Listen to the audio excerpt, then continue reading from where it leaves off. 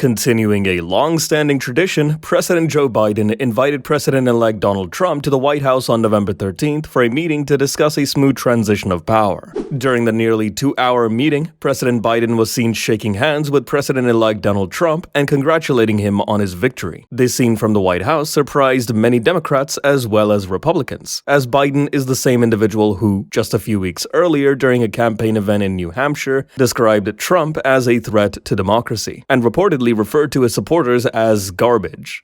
But as I stand here tonight, equality and democracy are under assault. Donald Trump and the MAGA Republicans represent an extremism that threatens the very foundations of our republic.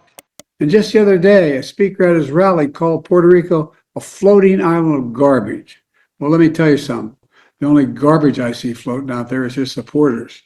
At a recent press conference, a reporter asked whether Biden apologized to Trump during the meeting for labeling him a threat to democracy or if he still thinks of Trump as a threat to democracy. Press Secretary Karine Jean-Pierre responded.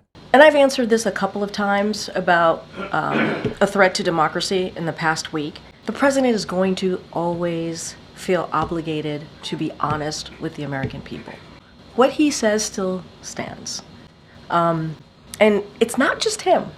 You heard this from former staffers. You've heard that from the former chief of staff, John Kelly. And it's not just him. We should not just put this at the president. His own people said this.